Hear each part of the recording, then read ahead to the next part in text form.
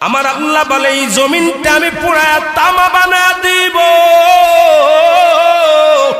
এই জমিনের মধ্যে যত পানি আছে পানিগুলো আমি আল্লাহ পুরায়া ছাই বানায়া দিব।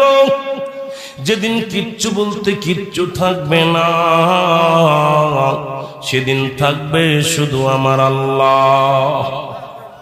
আজকে কার জন্য সুদ খাও, কার জন্য ঘুষ খাও, কার জন্য ব্যভিচার করো, কার জন্য অন্যায় করো রে মন, কার জন্য তোমরা এত বাদই করো। আরে আজকে একটা কথা বলতে গেলে কষ্ট হয়। এই জমিনটা আল্লাহ পুরায়া তামা বানায়া দিবে। এই জমিনের মাটিগুলো পুড়ে হবে তামা। এই জমিনের যত পানি আছে পানিগুলো পুড়ে হবে ছাই।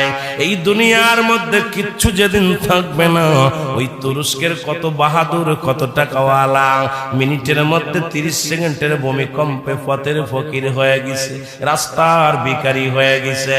আজকে তুমি দুনিয়ার মধ্যে কতই না মস্তানি করলা, এই দুনিয়ার কিচ্ছু নিয়ে যেতে পারবা না।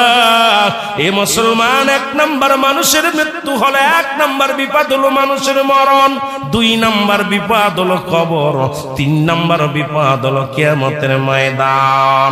একবার কেন চিন্তা করো না রে মন, একবার 1 নাম্বার মরণ, 1 নাম্বার বিপদ হলো মানুষের মরণ। এই মরণের পেয়ালা পান করতে হবে, এর মধ্যে কোন সন্দেহ নাই। জোরে জোরে চিল্লায়া বলা যাবে না, ঠিক কি না? এ দুনিয়ার মুসলমান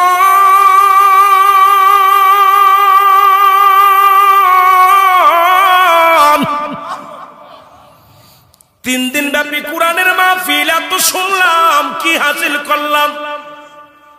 যখনই শুনি কোরআন হয়ে গেছে অনেক কোরআন, এটার পরে কোরআনের ভিতরে কোনো ভুল নাই। কিন্তু বর্তমান জামানায় একদল আলেম ভাই রয়েছে যারা বলে কোরআনের মধ্যে ভুল আছে। জোরে বলেন নাউজুবিল্লাহ।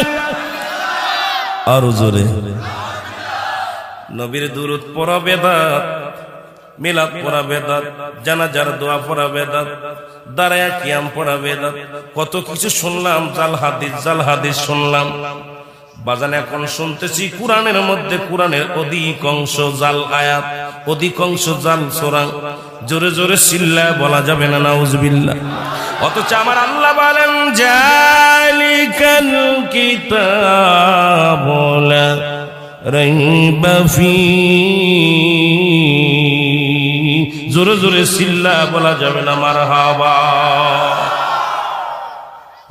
আল্লাহ ডাকতে বলে দুনিয়ার মুসলমান শুনে নাও।